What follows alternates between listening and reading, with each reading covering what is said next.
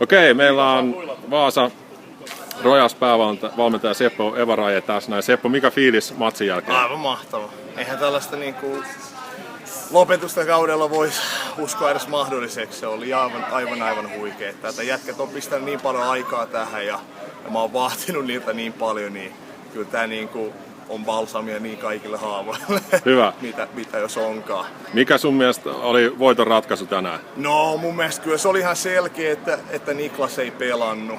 Että kyllä mä uskon, että vaikka on ollut viikko harjoitella Teemun kanssa pelirakentaa, niin kyllä se, kun ottaa se heittoulottuvuuden tai vaihtaa sen ihan eri, niin kyllä se näkyy siellä kentällä.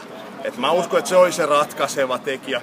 Totta kai jos Niklas olisi pelannut, niin uskon mä siltikin, että oltaisiin voitettu, niin joo, mä oon vastustava joukkueen päävalmentaja, totta kai mun pitää uskoa siihen. Olisiko lukemat ollut tällaiset? Ei varmastikaan.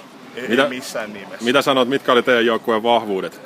Mun mielestä se perustekeminen. Puhuttiin koko viikon siitä, että tällaisissa mestaruusmatseissa se perustekeminen ja se, ne perusjutut, niin ne nousee isoksi tekijäksi.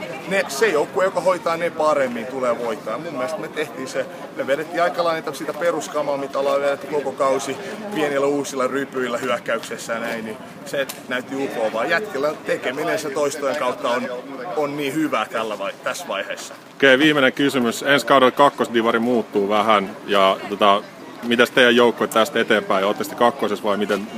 Ei tiedetä vielä. Et se on päätös, mitä ei kyllä nyt tehdä. Et katsotaan nyt, se vaatii vähän miettimistä ja nukutaan. Nyt juhlitaan tätä. Sen mä kyllä tiedän, että ensi vuoden kakkosessa tulee tosi kilpailukykyinen. Jos nämä playoff-joukkueet jatkaa samalla lailla, niin siitä tulee tosi kova sarja, tosi tasainen sarja, mitä mä uskon. Että ei se ole niinku ihan kirkosta kuulutettu juttu, että yritetään edes nousta ykköseen.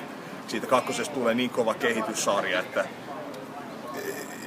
ei vaan tiedä vielä. Vaikea sanoa. Okei, kiitos Seppo ja onneksi olkoon. Kiitoksia.